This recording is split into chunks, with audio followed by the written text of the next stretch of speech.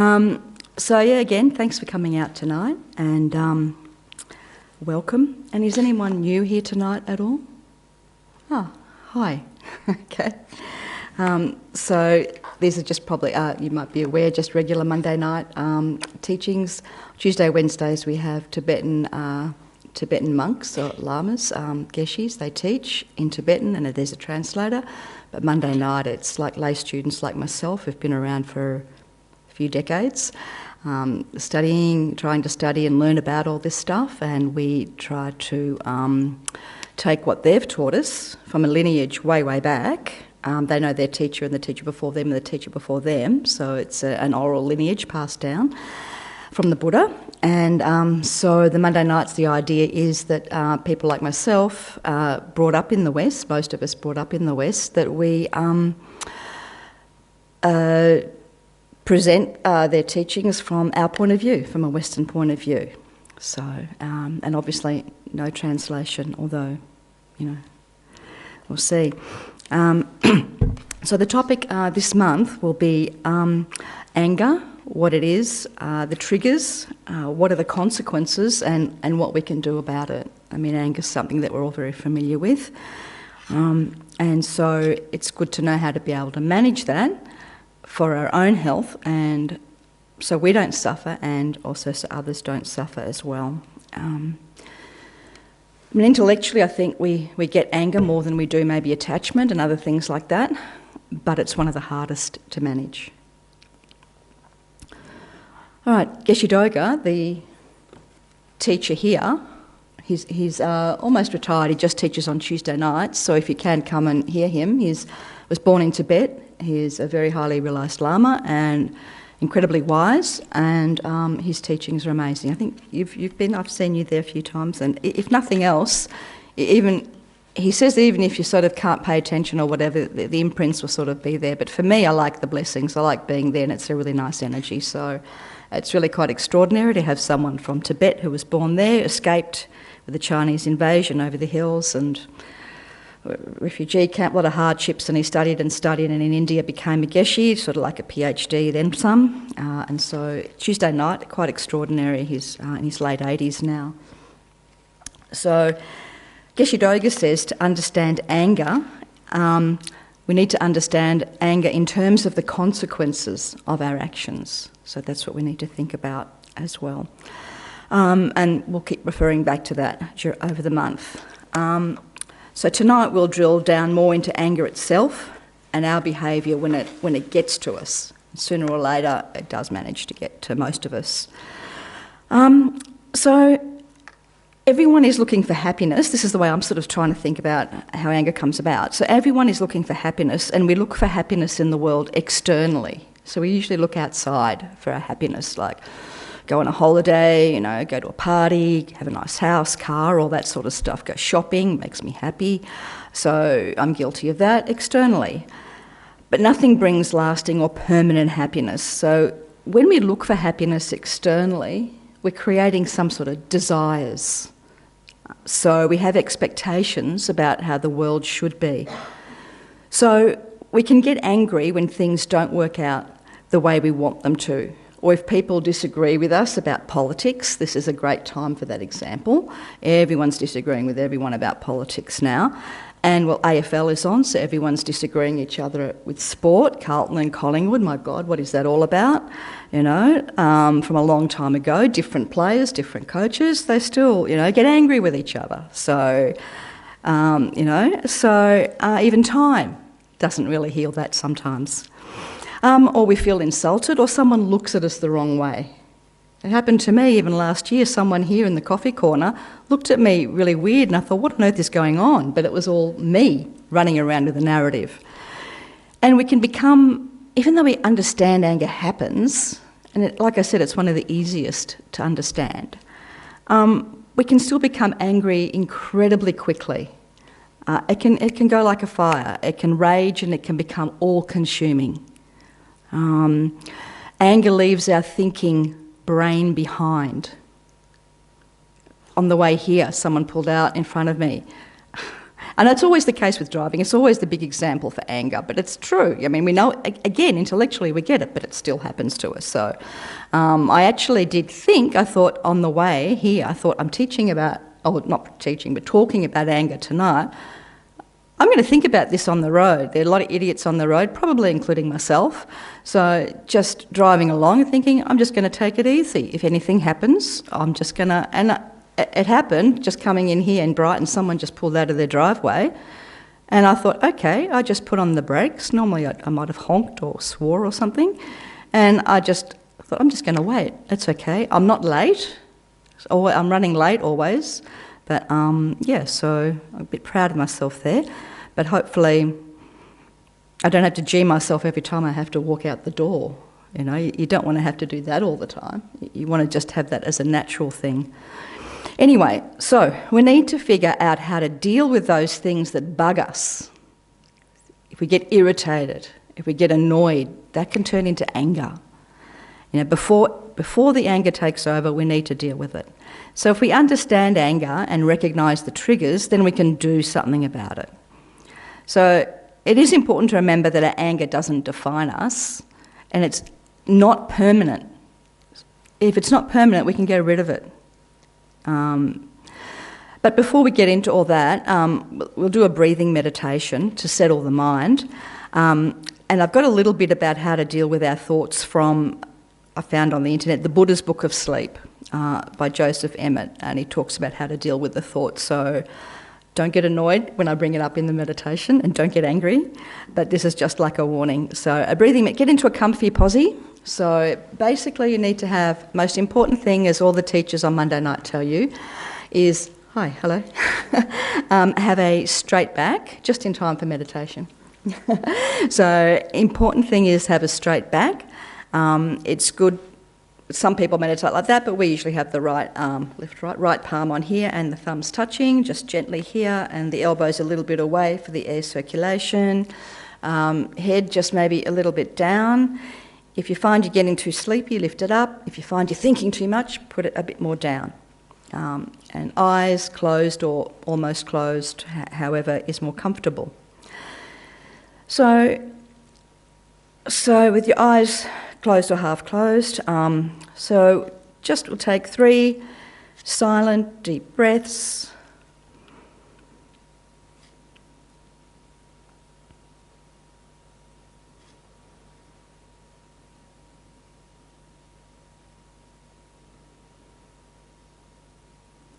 Okay, now breathe normally.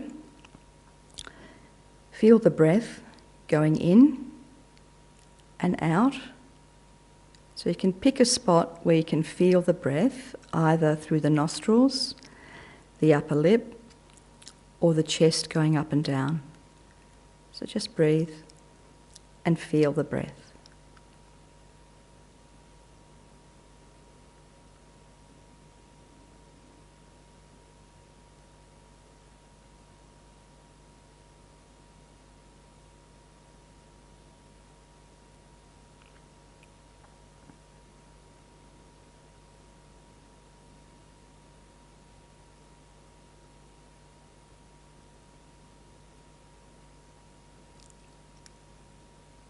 If your mind wanders, just put it back onto feeling the breath.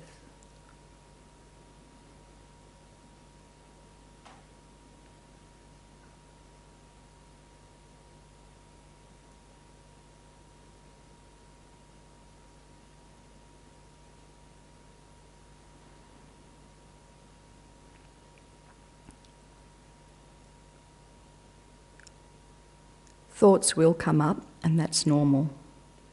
So you can treat your thoughts like they're on the radio when you're doing something. They can be in the background.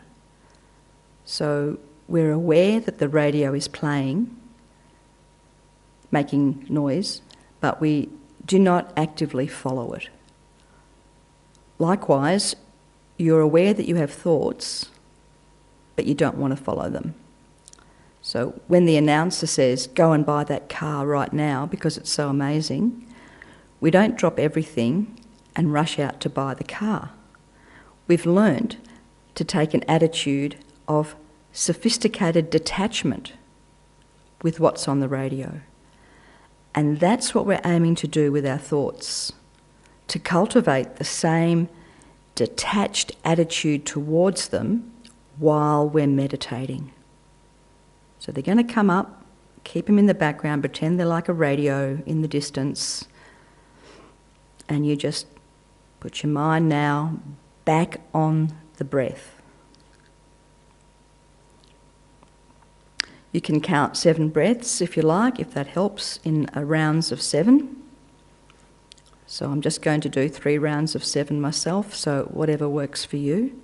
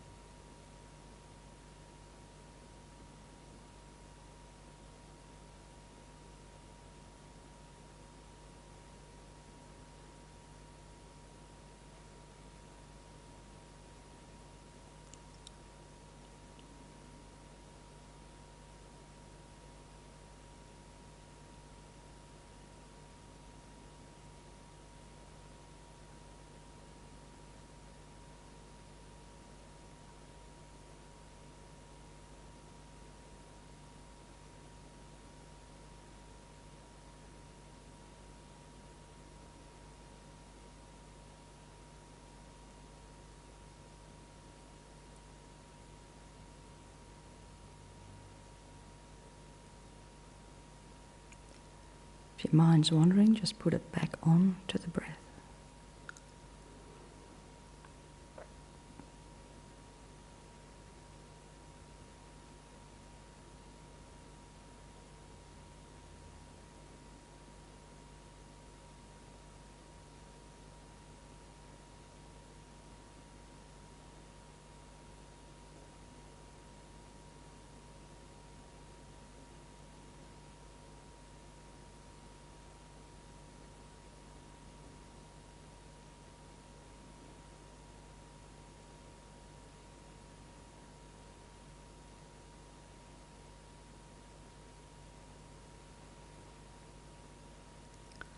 Okay, you can open your eyes fully and have a little wriggle. Come back to the room. Now, it's interesting, the meditation. I think last year, if you came last year when I spoke on attachment, I was talking about meditation, how I find it personally very difficult to have a regular meditation practice.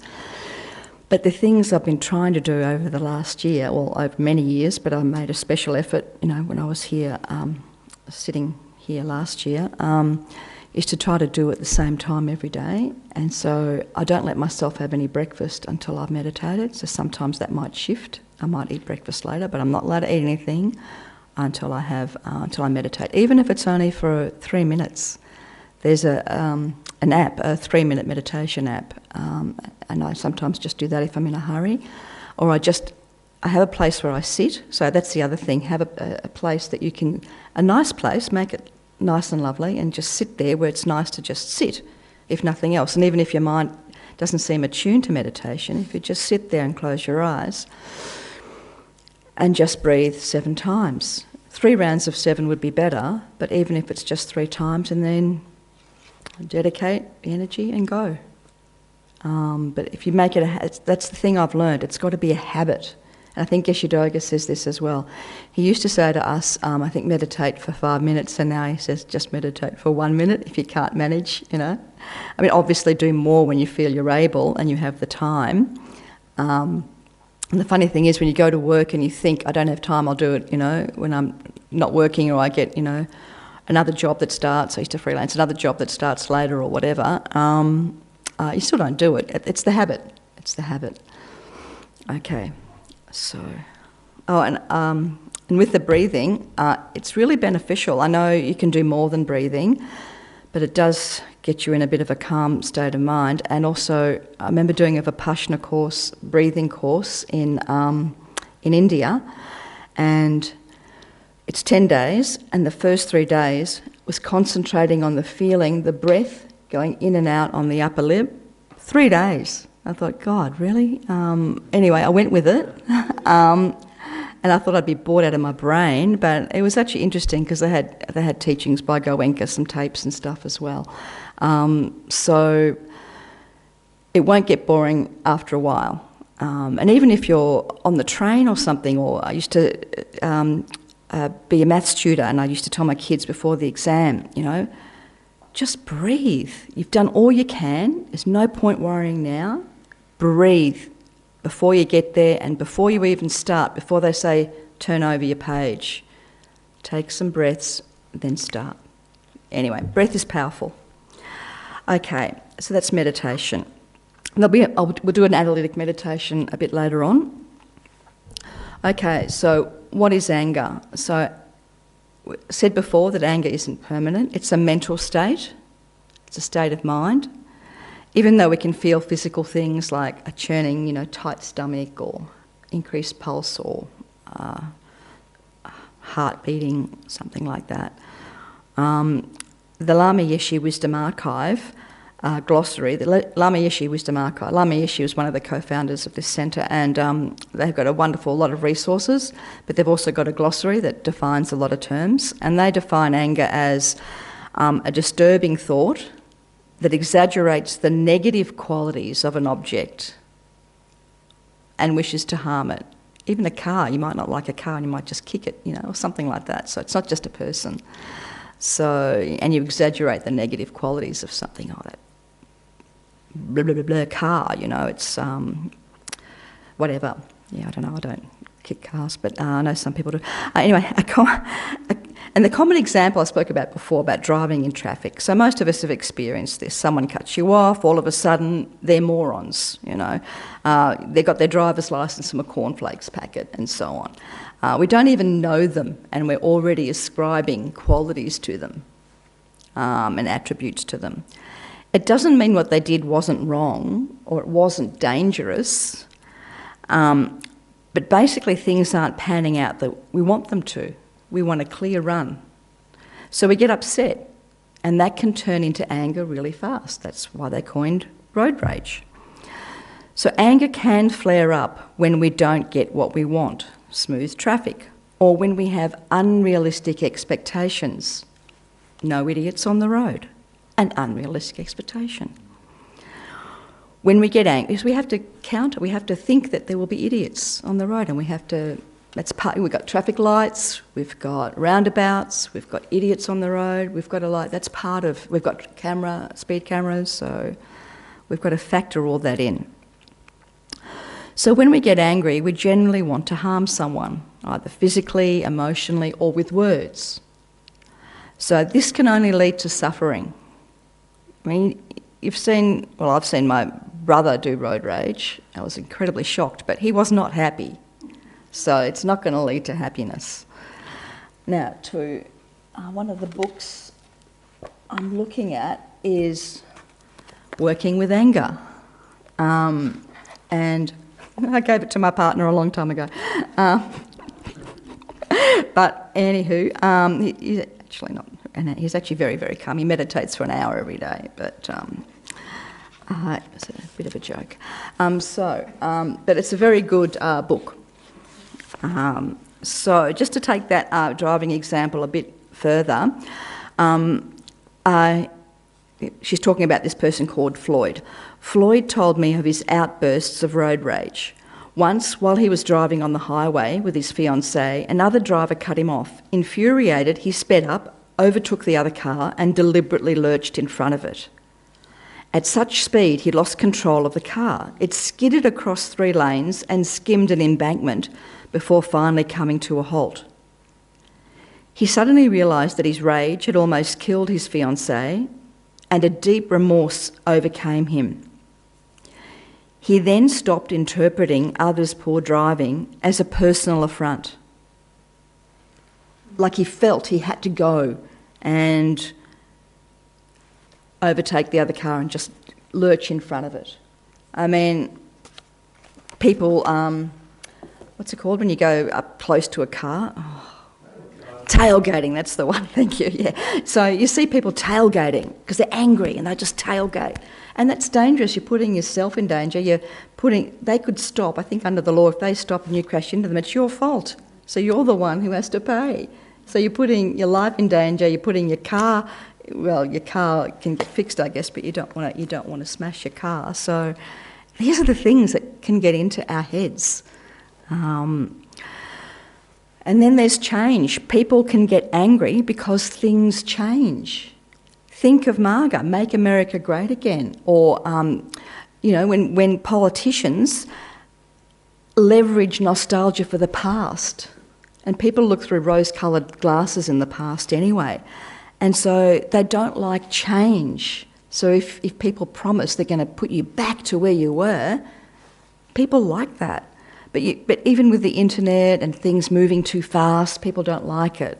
Some people don't mind it, and some people can ride that wave, but we all know people who don't like change. Sometimes we don't like change on other levels rather than a greater level. It could be smaller things. Like Lama Yeshe, he gives an example of a small thing, of a couple arguing over where to put a bowl of flowers in the home. I put it here, my wife wants it there. And from that small beginning, a huge fight can erupt. We don't need big reasons. Simply not accepting change can cause anger to arise. Of course, in that example, it might not have been about the flowers. It could be something else, some unresolved bit of anger from something in the past. But I think the point he's trying to make, you can get angry over small little things too. And so, reality. Okay, sometimes our anger isn't even based on anything real. Like I said, the Collingwood carton rubbish, it's not real. It's a long time ago. It's only real because people make it real in their minds. Not this particular thing, but sometimes our anger isn't based on anything real. It can sometimes be based on a misunderstanding or a misreading of the person, their intentions, a misreading of their intentions. You ascribe, that person did that because of this and that, and no, we don't know. Or misreading a situation. For example, we say hi to someone at work and they ignore us. How dare they? What's up with them? There's an expectation that people return a hello. So next time we see them, we look the other way, or we don't help them out at work if they want something, or complain to the boss, or put their photocopy papers in the bin, or we make life difficult for them, right? Because and it gets worse and worse. You just keep thinking, I really don't like that person, So your ego gets upset. But maybe they were incredibly stressed. Maybe they had a second or third project, or maybe they've even got a second or third job, or their partner just left them, or their mother died and they're just distracted. They just didn't notice us. It wasn't personal. I mean, maybe it was, but I'm just saying we don't know. Unfortunately, our egos think that everything is about us. It's like when we look at a group photo, we don't look at anyone else, we look at us. So we think everything's about us, right? So, yeah, it's not. Sometimes it might be, sometimes they might be gunning for us, but the point is we don't know. We don't know what's going on. And adding extra, sometimes when we get angry, we add extra negativity onto a person or a situation. So the person that didn't say hello to us, all of a sudden, I don't know, they're dumb, they can't do their job, how did they get, that promotion, whatever. All right, they don't know how to, use a spreadsheet, whatever. They don't know how to dress properly, it can go on and on and on. And we can project all this stuff onto them. When we recognise, and this is really hard to do, but if we can, when we have our unrealistic projections, all right, when we're aware of that, then we don't buy into the story so readily, because we have this little narrative going on in our head and we've got a little storyline going on.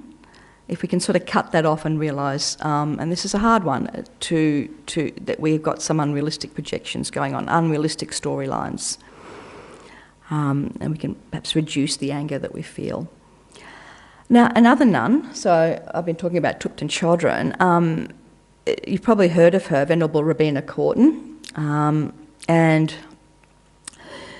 she does what I call the talk circuit. She's got, she's on Instagram as well. It's worth following. She has tiny little clips on things, and she's very straightforward, no holds barred, speaks her mind. She's great. Okay, she's Australian, but she's all over the place, as in the world. So she says, anger is a thought, an elaborate conceptual story. She says that we make assumptions that exaggerate the ugly aspects of the object of our anger, the person or the situation. So the driver who cuts me off in traffic, I've made a lot of assumptions, I've exaggerated their negative qualities, they're idiots, they're morons, how do they even get their licence, and the person who doesn't look at me, I make assumptions and exaggerate the negative aspects or the ugly aspects of them,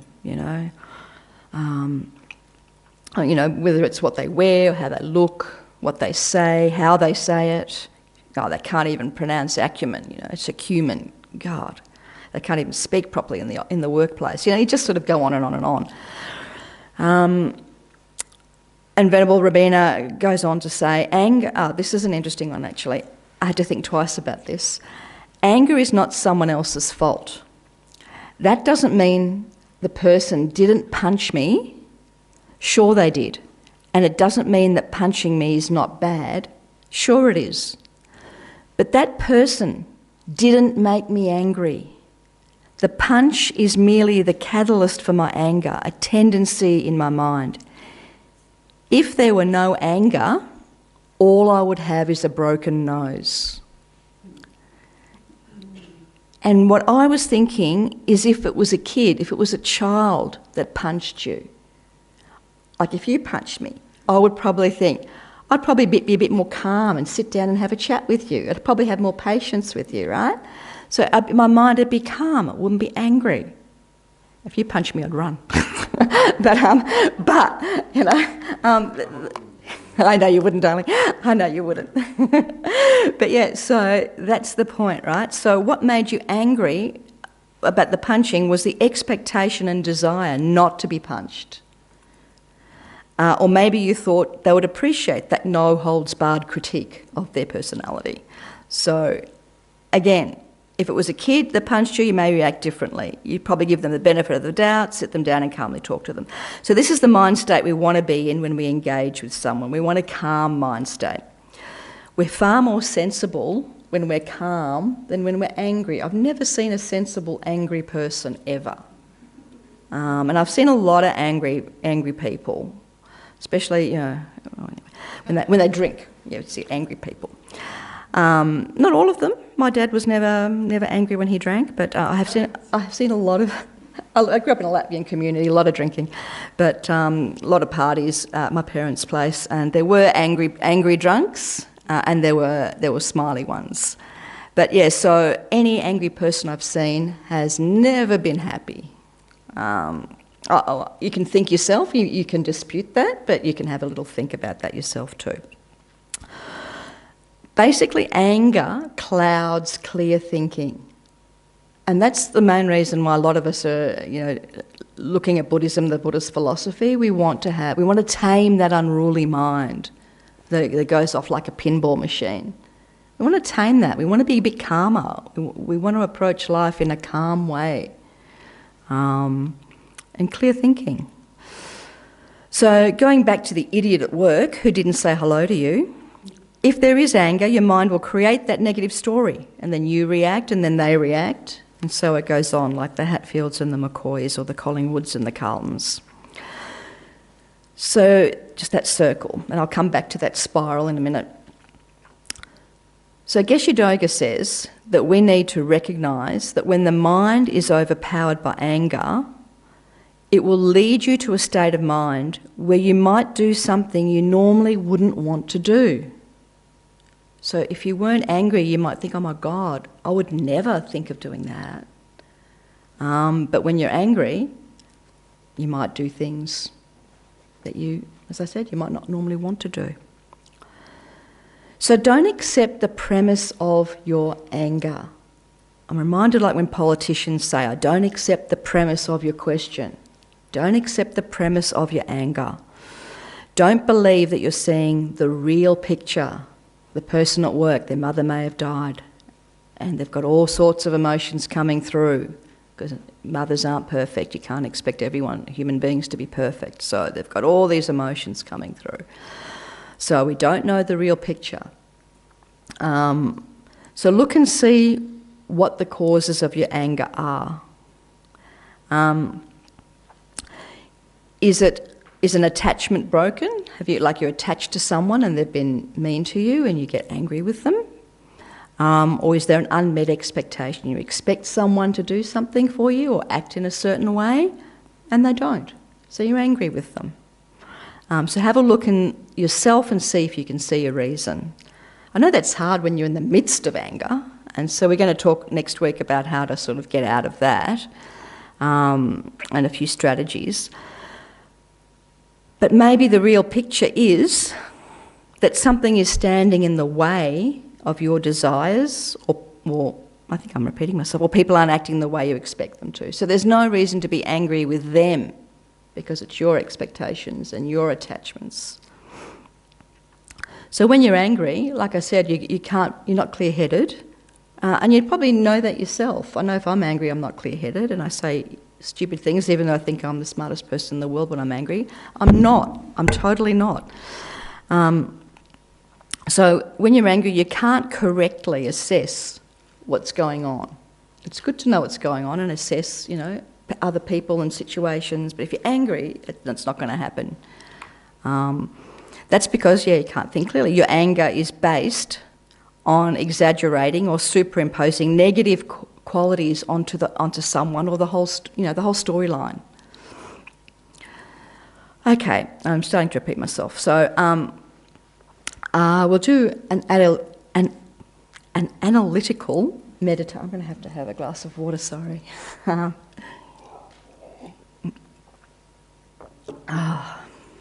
So an analytical meditation, and we're going to examine anger. So just get yourself, maybe have a little wriggle and get yourself into the meditation position. Again, you can cross your legs if you like, but straight back is the main thing. And again, if you found in the other meditation you had too many thoughts, you might want to put your head down a bit more because it makes you a bit, I don't know if it's sleepier, but you don't think so much. And then if you're too sleepy, you can raise it just a touch.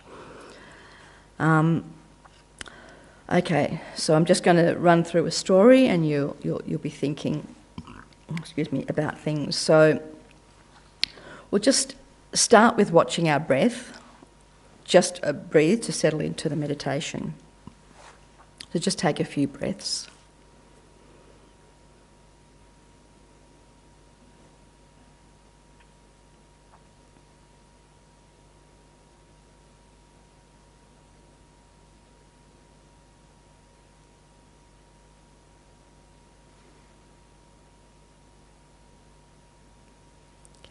And we can set our motivation. So why are we here? Why are we doing this meditation? So for me, it's to have a closer look at anger, to understand it better, so we can manage it. Okay, so recall a situation that made you angry at someone.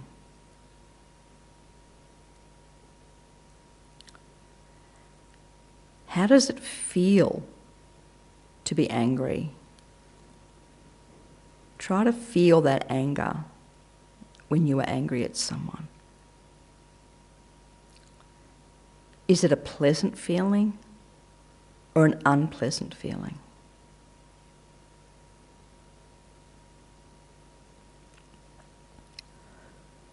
Would the situation have changed if you had been more calm and patient? So go over that situation when you were angry at someone. See if it would have changed if you had entered into that being more calm.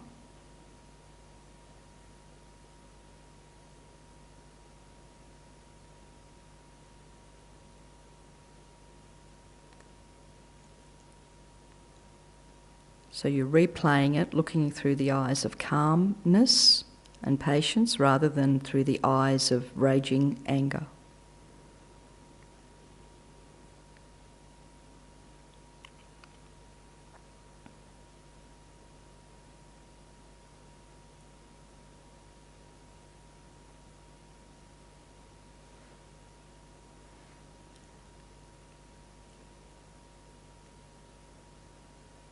So what do you think was the reason for the other person's behaviour?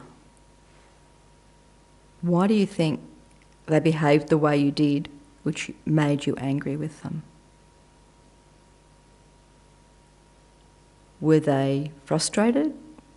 Were they themselves angry? Were they ignorant? Were they attached to something? Were they expecting something? And then they were angry, and they did something and then you were angry with them?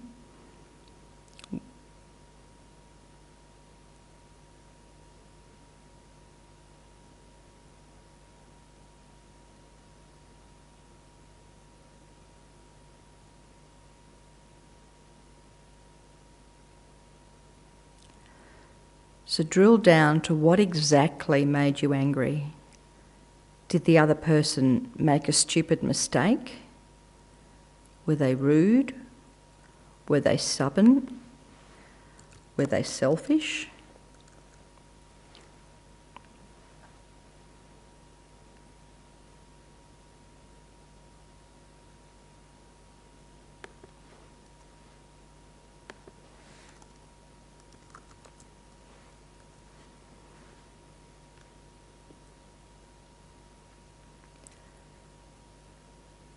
Have you ever made a mistake like they did? Do you always treat people perfectly?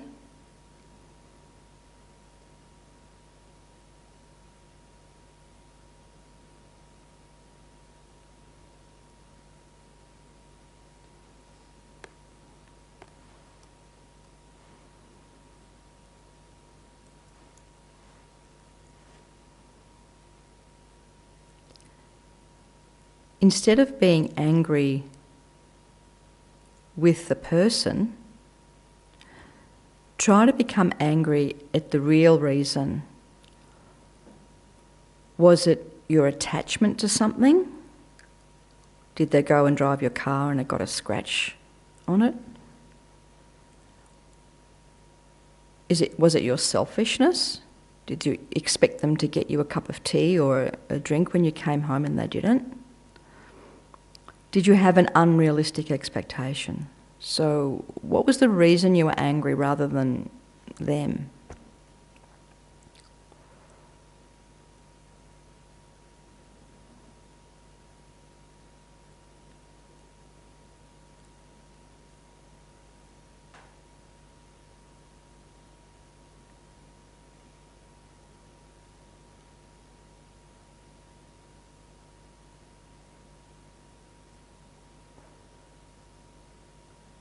We're all human, we all make mistakes, so can you forgive the other person for their human imperfection? Or at least chip away at that and have some sort of understanding of their human imperfection.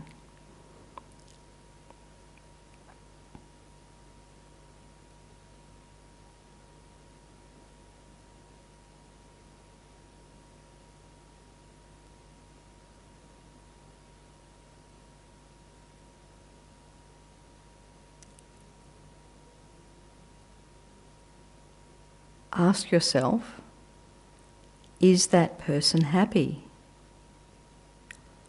Consider that the person making you angry is unhappy. When people are unhappy, they take it out on others.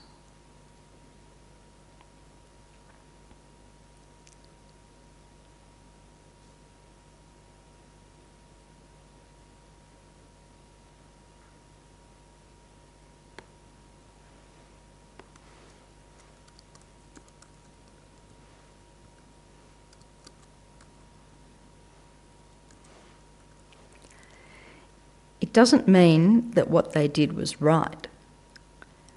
But unfortunately, when human beings are unhappy, we lash out or do things that may harm others. Because we don't realise that the real cause of happiness is kindness, not revenge.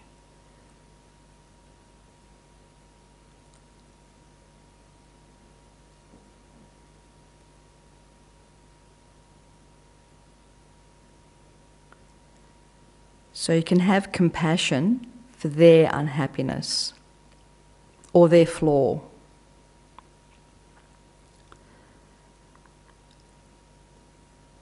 Because if you were in their position, you may well have done the same thing.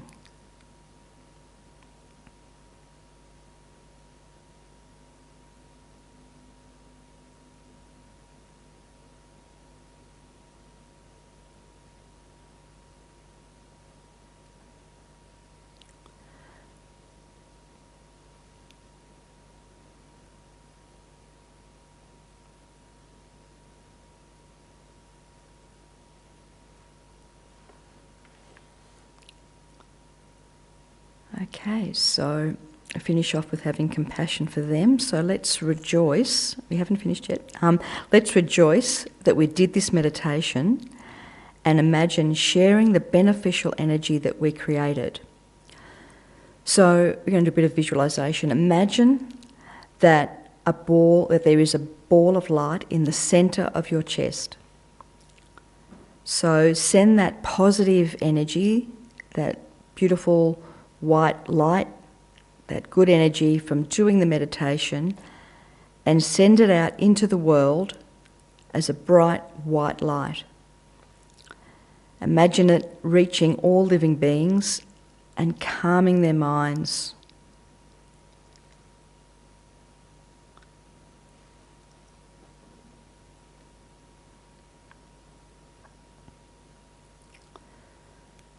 So dedicate any realisations you've had or any positive energy created you've had in this meditation to wishing everyone, including yourself, to be free from anger.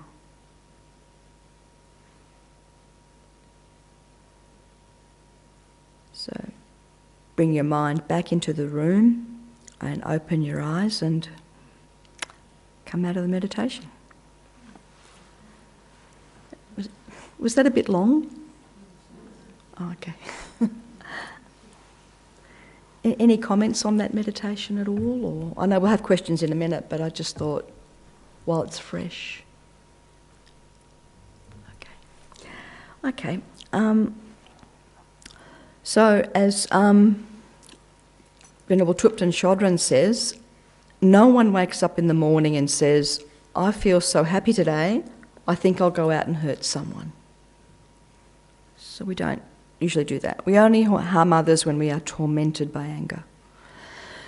So to sum up some of the ideas, we are looking for happiness externally, which creates desires, attachments, expectations, which, when unmet, cause anger.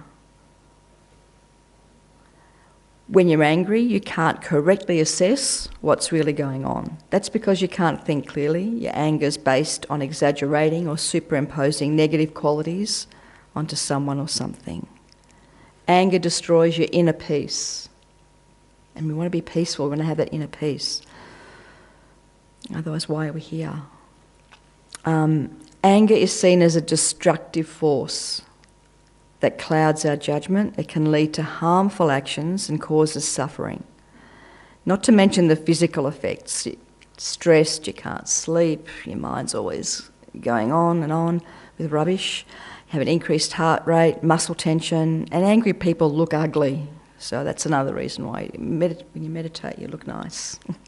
There's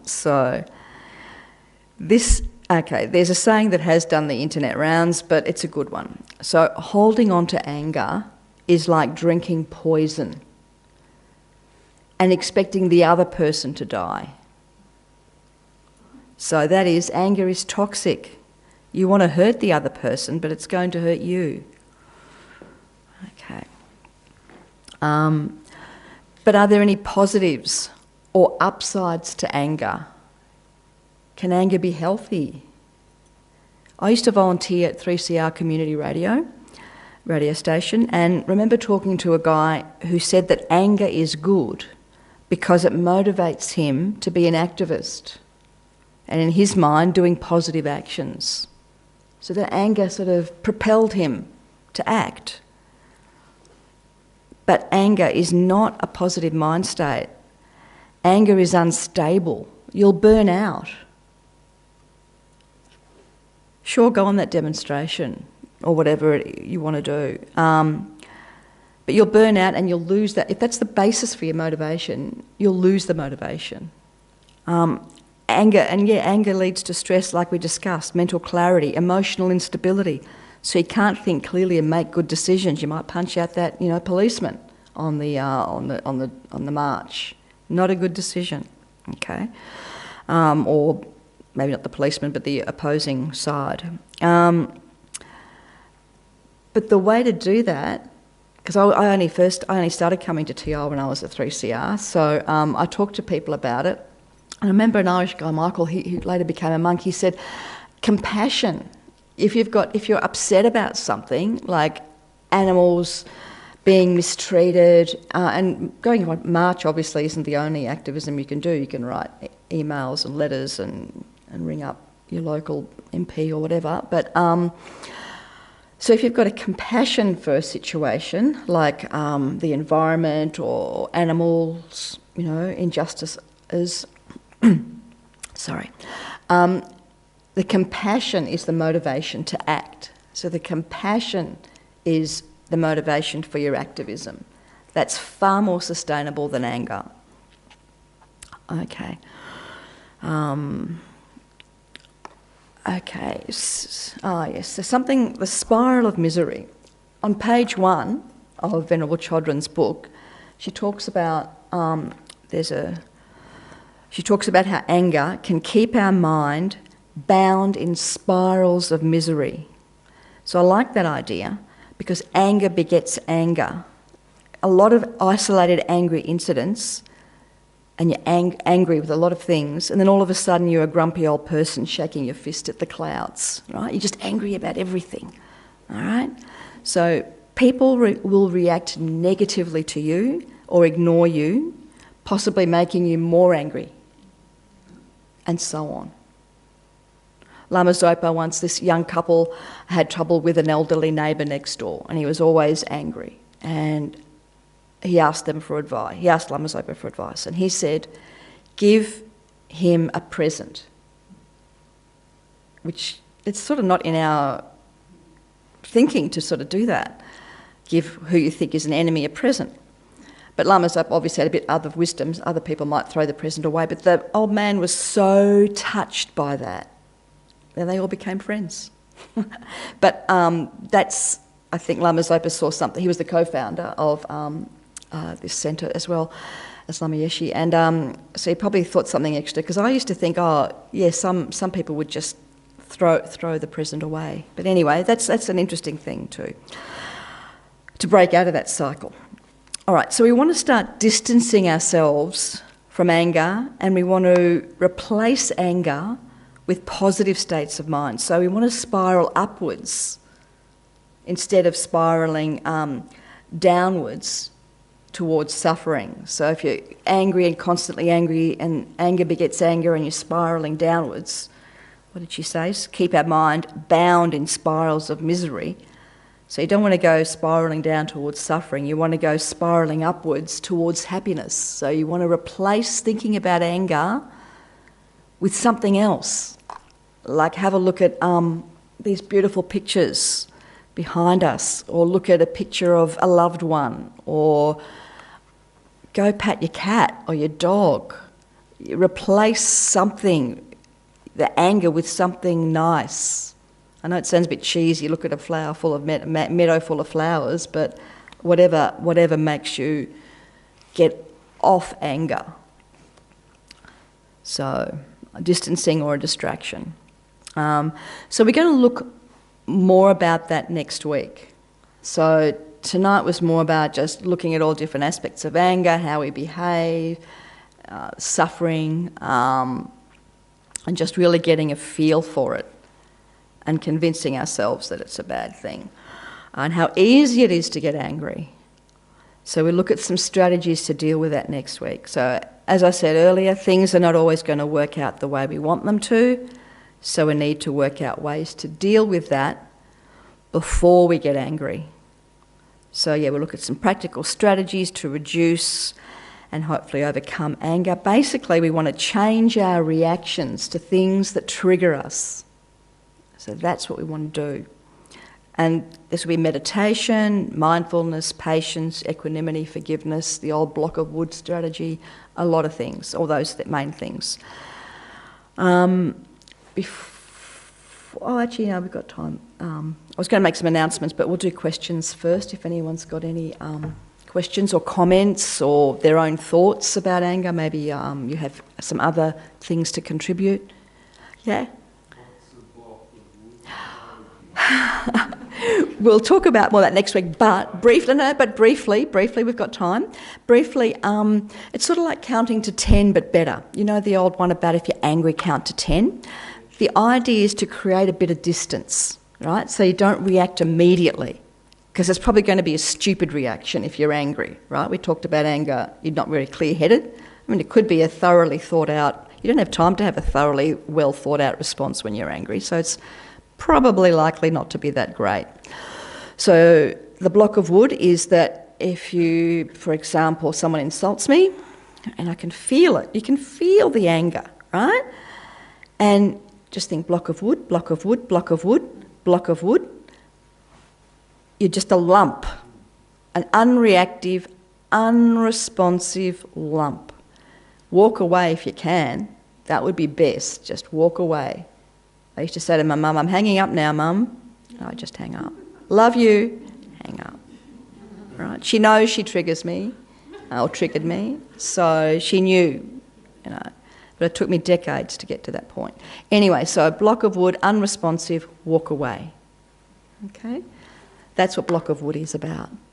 Creating distance. And is that okay? There's another question back there.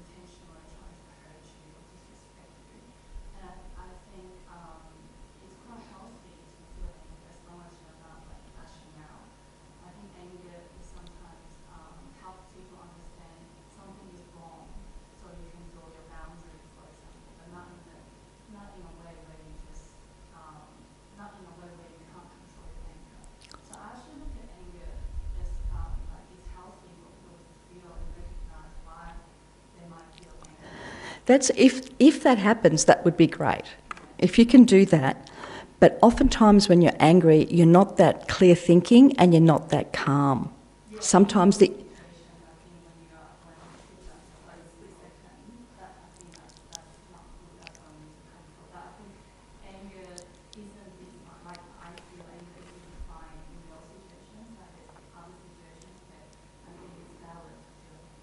Like,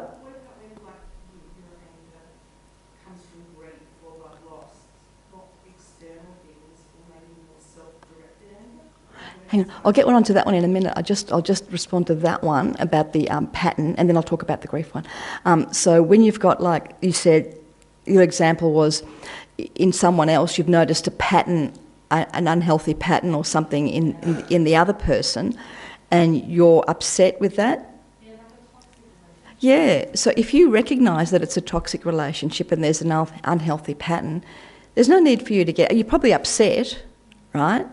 And you're probably upset and you've recognised it, and then you can manage your boundaries. But there's no need to be angry. Oh, you can probably be really upset and, okay, sure, you're angry that it happened, but I suppose if you're away from that situation, but if you're like angry, you're not going to think clearly about how to manage those boundaries. You might actually throw paint on their car or something, you know, if you're angry like that. So what you're describing might not be anger, it might just be a cold, hard look, because anger's rage, red hot rage. But if you might be looking at you might be upset, but it sounds like you're thinking about it and you've recognised it, and it's a strategy that you've thought about, clear-headed. But it has upset you and it has hurt you. And there's probably a bit of anger mixed in with it, but not enough to go crazy and pour paint on someone's car. You know what I mean? So I think it's probably down to the definition. If we define anger as like outrage or outrage, Yeah. I think my definition is that it's not necessarily in that form. Okay, but yeah, we probably, I agree with the same thing, and it's just a matter of, as you say, definition. But it's, as long as you there's a recognition that you don't want it to get to that lighting a fire type of anger and thinking and not thinking clearly. But I think we agree on that. And sorry, your one about. Yeah, like when you're angry at yourself for doing something silly. Yeah, I've been angry at myself for doing stupid things, and I do. But again, I think I come back to my point that if I'm really angry and upset and crying, I'm not thinking clearly. That's a bit different to grief. It's something else different, I think. But if there can. When my mum passed away, I was angry with myself that I didn't visit her more often. And I was really angry and really upset because there was nothing I could really do about it. But I think the grief and sadness took over more than the anger, because I had been angry and I kick things, you know, and then it hurts my toe or whatever. That actually has happened. Is that sort of what you mean? I'm not sure. Can go through that, yeah. I'm not really sure about that one. But so when you're angry during that process, how do you feel? I mean, like, is it... yeah.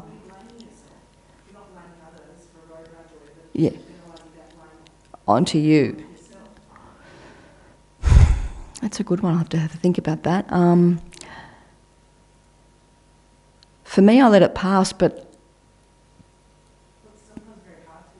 yeah, that's true, it is. And even decades later, you might be angry.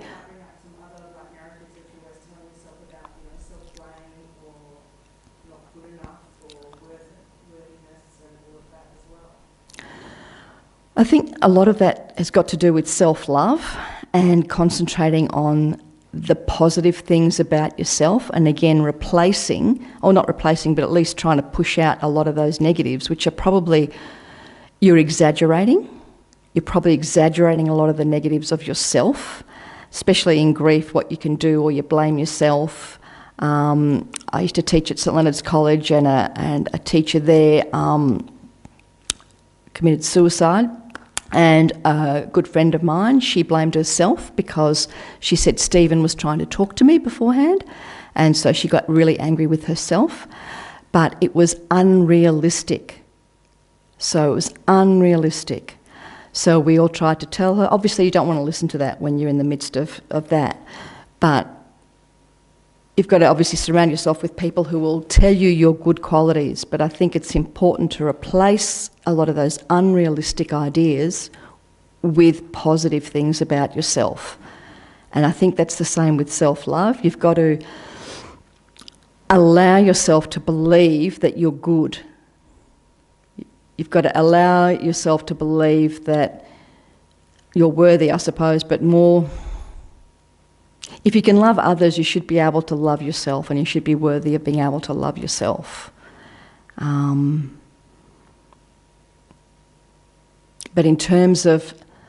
I mean, it's true, I didn't visit my mum. I could have visited her more often before she passed away, and I'm still a bit angry with myself for doing that, but I think I'm less so because I'm trying to be a bit more clear about my motivations and all that other stuff. I'm still trying to process it, is I guess what I'm trying to say. And I think the more you process it, the less angry that you'll be once you gain a bit more of the reality of a situation. So I think it's the same externally and internally, actually. You exaggerate negative qualities, which you don't need to. You need to replace it with more positive things, and you need to see a situation a bit more realistically. There's probably none of that, or less of that, lashing out. Or maybe if you are angry at yourself, you do lash out at people. Sorry? Yeah, people do self-harm, that's true. But that's complex, yeah. It might not just be anger, it might be to subdue feelings. You go like this to subdue, yeah, so there's a lot of things with that. But you could lash out at, yourself, self-harm, or other people, yeah. So that anger's got to be managed, whether it's for yourself or whether it's for others. But it's a good point, and I'm going to actually try to research and see what the lamas say about it, if anything. So thank you for the question. Oh, I'll just make a quick announcements. There's not many. Now, there is, I don't know if you've heard about the 21 Taras Chanka. It's a very giant piece of artwork. It's over 15 metres tall. It's over 4 stories and 9 metres wide. We're storing it here at Tara Institute. It's a giant canvas painting of the central green Tara and the other Taras around her. And it's a beautiful, beautiful piece of artwork, but it's also, it's got a lot of blessings. Lama Zopa's blessed it, Geshe Doga's, he blessed it too. And it's being displayed on election day, actually, so early voting maybe. It's on Saturday, May the 3rd, from 10 to 5. So please come along to see that at the Melbourne Town Hall. Take a pamphlet, but the time is actually 10 to 5, so I've changed half of them, but if it says 6, if you could change it to 5. Take it, put it on your fridge wall, you can tell people, put it in your yoga centre, the library, whatever, take a few, or just take it to remind you. I'm sorry? How old is the piece? Oh, it's not really old. It was given to us, good question, but it's not old. It would be like maybe 5 or 6 years, something like that. It's contemporary. So there's that. If anybody wants to volunteer to be an usher, there's a sheet out there on the notice board, and you can write your name. There's an Easter course that Geshe Lobsang will be talking about, and it's, I don't know the dates, but it's Easter, whatever those dates are, 17th, I think. So it's a great opportunity for almost 4 days to be steeped in Buddhist philosophy. There'll not only be teachings, but there'll be discussion groups. So there'll be discussion groups with other people, and there'll be a discussion group leader, someone experienced, and they'll facilitate that. And you can ask Geshe Lobsang any question you want as well. So I can't remember what the subject's about, but I think it's about... Sorry? Thank you. 4 Noble Truths. But it's all about how to be happy. He's always talking about the best way that we can be happy, and he's using that. There is, of course, the what I call the Monday night book, Meditations for Modern Minds. This is the 3rd volume. The first 2 volumes have sold out, so it's got teaching... Sorry? Oh, sorry. Simple Guide to a Happier Life. So it's got the teachings here. Actually, I should read the bit about anger in here. There's a bit there. That's available in the bookshop. I'm actually on bookshop duty tonight, so I'll be there if you want to have a chat with me. But there's biscuits and tea and whatever in the dining room. Thanks very much, and hopefully see you next week. Thank you, and give me any feedback, please. I'm really happy to receive it. Thank you.